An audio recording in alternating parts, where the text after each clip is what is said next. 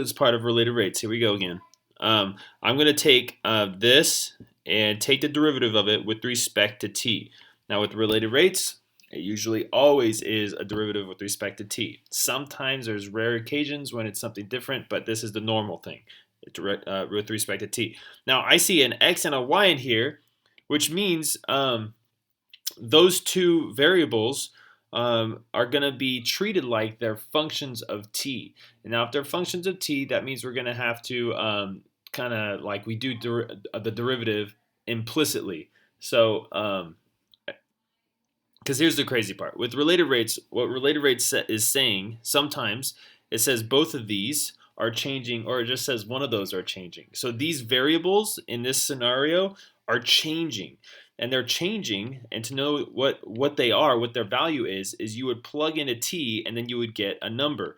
And if the value of x is changing, then depending on the t that you plug in, the x will be different. So we're treating these like they're functions, and I see functions dividing each other, so that means I'm going to have to do the quotient rule. So when I take the derivative of this part, quotient rule. All right, so enough talking, let's do some calc. All right, so the derivative of x would be 1, and then you have to say dx dt.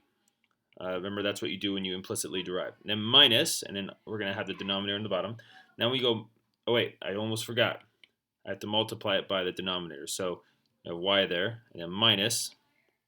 And then we take the derivative of the denominator. Let me just write x really quick. And then I take the derivative of the denominator. You get 1. And then since we're taking the derivative with respect to t, I got to say dy dt. And then on the bottom, I have to square the y. And then equals, that's from this guy, the derivative of 9. 9's a constant number. It's not going to change. So that means he's 0. Whenever you take the derivative of something, remember, you're finding the rate at which it is changing. So the ones don't really matter, so we could just get rid of these guys. We don't need them. Peace out. Okay, and this is what we got. So now we got to plug stuff in.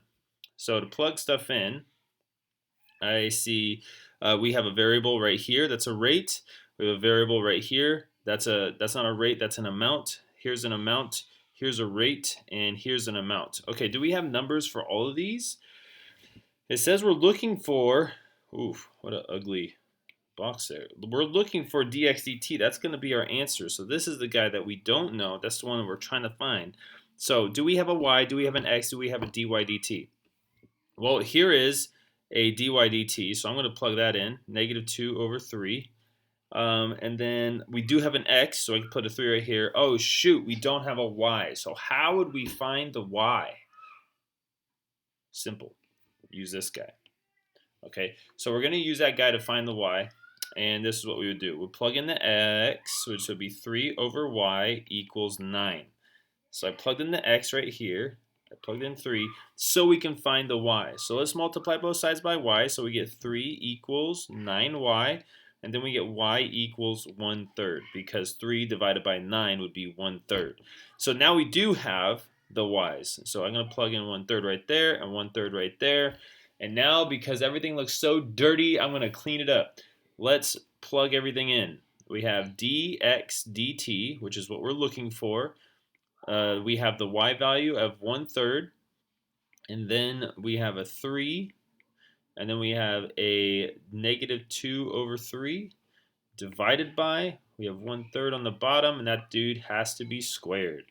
On the other side, we have 0. So now we have to, do some simplification. This is going to be 1 over 9. And because we're dividing by a fraction, we can actually get rid of that and multiply the top by 9. So, or you can multiply both sides by 1 over 9, which would get rid of the 1 over 9. Ooh, I like that idea. Let's do that. Let's go times 1 over 9. And then times 1 over 9, and that goes to 0. So, ooh, that's nice. So we have 1/3 times dx over dt minus, the 3 is going to get canceled out. You'll be left with a -2, which is really a +2.